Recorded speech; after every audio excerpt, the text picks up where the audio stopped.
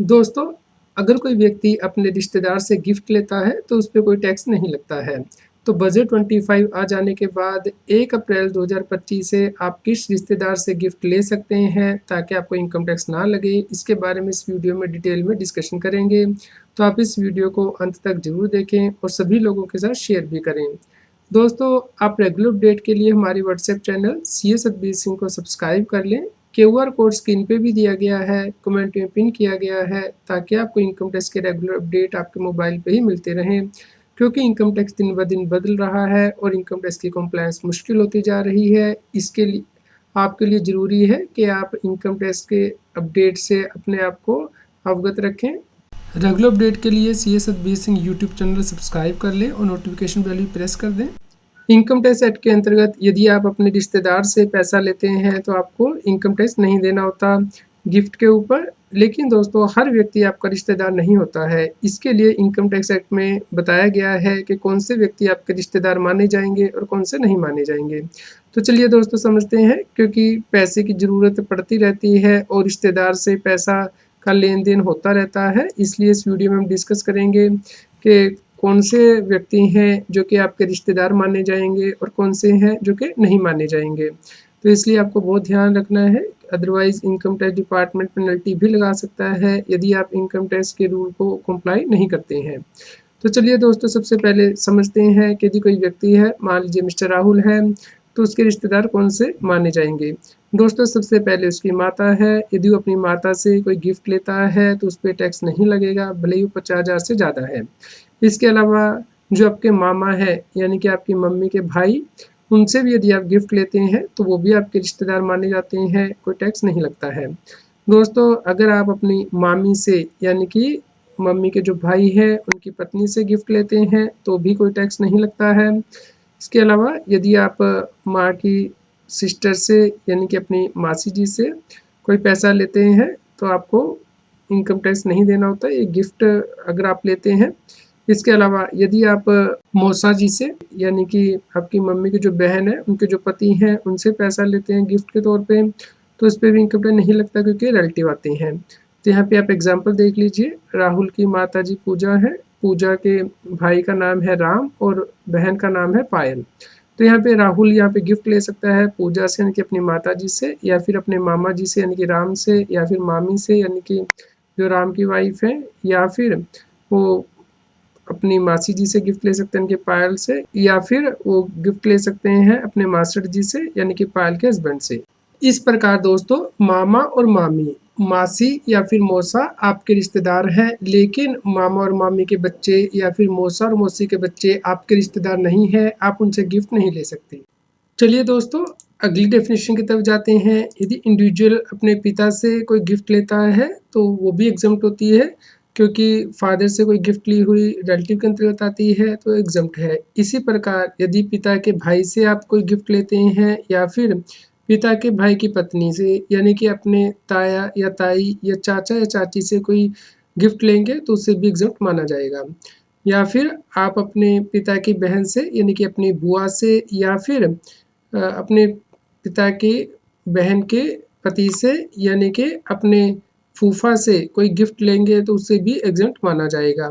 तो इस प्रकार यहाँ मान लीजिए राहुल के फादर श्याम है, तो इस प्रकार यहाँ पे जो राहुल गिफ्ट लेगा अपने पिता से, श्याम से, या फिर पिता के भाई से यानी कि ताया जी से, या फिर ताई से, या फिर बुआ से, या बुआ के हस्बैंड से यानी कि फूफा जी से, तो वो गिफ्ट एग्जम्प्ट रहेगी। चलते हैं, तो यदि कोई इंडिविजुअल अपने ग्रैंड पेरेंट से, यानी कि दादा या फिर दादी से कोई गिफ्ट लेगा तो उसे टैक्स नहीं लगेगा। या फिर अपने पड़दादा या पड़दादी से कोई गिफ्ट लेगा तो उस केस में भी उसे कोई टैक्स नहीं लगेगा। दोस्तों, चलिए अगले रिश्तेदार की तरफ चलते हैं, जो कि है भाई, या फिर भाई की पत्नी से आप कोई गिफ्ट लेते हैं, यानी कि अपनी भाभी से, या फिर अपनी बहन से, या फिर बहन के हस्बैंड से, यानी कि जीजा जी से, तो उस पर भी कोई टैक्स नहीं लगता है। तो मान लीजिए राहुल के ब्रदर संजय हैं, तो संजय से कोई गिफ्ट ले सकते हैं, या फिर संजय की जो वाइफ है, इनकी भाभी है, उनकी उनसे गिफ्ट ले सकते हैं। और यहाँ पे अपनी बहन से गिफ्ट ले सकते हैं, या फिर अपने जीजा जी से गिफ्ट ले सकते हैं, तो कोई टैक्स नहीं लगता है। लेकिन यहाँ पे भाई या फिर भाभी के जो बच्चे हैं, या फिर बहन या जो जीजा जी हैं उनके बच्चे हैं वो आपके रिश्तेदार नहीं हैं, उनसे आप गिफ्ट नहीं ले सकते हैं। बहुत इंपॉर्टेंट है जो कि है आपकी पत्नी, आपकी अर्धांगिनी। जी हाँ दोस्तों, यहाँ पे पति अपनी पत्नी से गिफ्ट ले सकता है और पत्नी अपने पति से गिफ्ट ले सकती है। मान लीजिए राहुल की पत्नी प्रिया है, तो राहुल प्रिया से गिफ्ट ले सकता है और प्रिया राहुल से गिफ्ट ले सकती है। दोस्तों, जो पत्नी का भाई है आप उससे भी गिफ्ट ले सकते हैं, यानी कि अपने साले से, और जो साले की पत्नी है उससे भी आप गिफ्ट ले सकते हैं। मान लीजिए यहाँ पे प्रिया का भाई अमित है, तो यहाँ पे राहुल अमित से भी गिफ्ट ले सकता है और राहुल अमित की वाइफ से भी गिफ्ट ले सकता है। इसके अलावा जो पत्नी है उसकी बहन से यानी कि साली से आप गिफ्ट ले सकते हैं, या फिर साली का जो हस्बैंड है उससे भी गिफ्ट ले सकते हैं। तो यहाँ पे प्रिया की सिस्टर मान लीजिए सुनीता है, तो राहुल सुनीता से भी गिफ्ट ले सकता है और राहुल सुनीता के हस्बैंड से भी गिफ्ट ले सकता है। लेकिन यहाँ पे पत्नी के भाई यानी कि साले के जो बच्चे हैं या फिर साली के जो बच्चे हैं वो आपके रिश्तेदार नहीं हैं, उनसे आप गिफ्ट नहीं ले सकते हैं। अगले रिश्तेदार की तरफ चलते हैं जो कि हैं आपके पत्नी के पेरेंट्स हैं। जी हाँ दोस्तों, मान लीजिए राहुल की पत्नी प्रिया है, तो राहुल अपने ससुर से भी गिफ्ट ले सकता है और अपने सास से भी गिफ्ट ले सकता है, यानी कि मदर इन लॉ से। इसके अलावा जो पत्नी के दादा या दादी, नाना या नानी है, उनसे भी गिफ्ट लिया जा सकता है। तो राहुल यहाँ पे पत्नी के दादा दादी से, नाना नानी से गिफ्ट ले सकता है।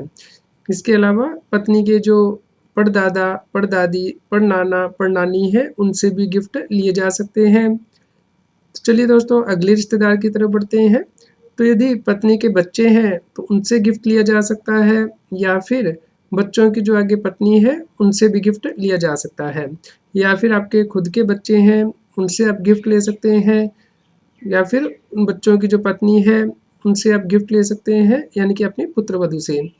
इसी प्रकार आपके पोते हैं उनसे आप गिफ्ट ले सकते हैं, या फिर पोतों की आगे पत्नी है उनसे भी आप गिफ्ट ले सकते हैं, या फिर आपके पड़पोते हैं या पड़पोते की वाइफ है, यानी कि पड़पोते की जो पत्नी है उनसे आप गिफ्ट ले सकते हैं। तो दोस्तों, मान लीजिए प्रिया की पहली मैरिज हुई थी और उसकी पिछली मैरिज से नकुल नाम का एक बच्चा है, और उसके बाद प्रिया ने राहुल से मैरिज की और उसके बाद राहुल और प्रिया का बच्चा राजू है। तो यहाँ पे राहुल अपनी पत्नी के जो बच्चा है नकुल उससे भी गिफ्ट ले सकता है, क्योंकि वो भी उसका रिलेटिव माना जाएगा। इसी प्रकार राहुल नकुल की वाइफ से गिफ्ट ले सकता है, राहुल अपने बच्चे राजू से गिफ्ट ले सकता है, राहुल अपने बच्चे यानी कि पुत्रवधू राजू की वाइफ से गिफ्ट ले सकता है। इसी प्रकार राहुल पुत्र के बेटे से और यानी कि पोते से और पोते की जो आगे पत्नी है उससे गिफ्ट ले सकता है।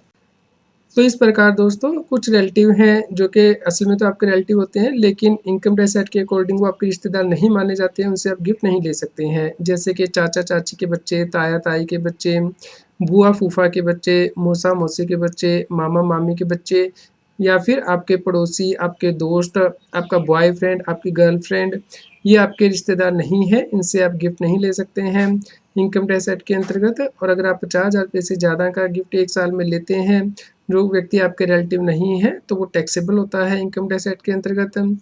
दोस्तों, यदि आपका कोई और क्वेश्चन हो तो आप हमें कमेंट करके ज़रूर बताएं। कृपया लाइक करें और शेयर करें ताकि सभी लोगों तक की जानकारी पहुंच पाए और वो इनकम टैक्स की कॉम्प्लायंस कर पाएँ। इनकम टैक्स की और अधिक जानकारी के लिए आप CS Satbir Singh YouTube channel पर जाके प्लेलिस्ट में जाके टॉपिक वाइज प्लेलिस्ट देख सकते हैं कि इनकम टैक्स में कौन से नए बदलाव हो रहे हैं, जैसे कि इनकम टैक्स अपडेट के अंतर्गत या फिर डायरेक्ट टैक्स कोड के अंतर्गत। रेगुलर टैक्स अपडेट के लिए इस चैनल को सब्सक्राइब करें। आप हमें Telegram app CS Satbir Singh टैक्सिल पर ज्वाइन कर सकते हैं ताकि आप GST और इनकम टैक्स के रेगुलर अपडेट अपने मोबाइल पर ही प्राप्त कर सकें।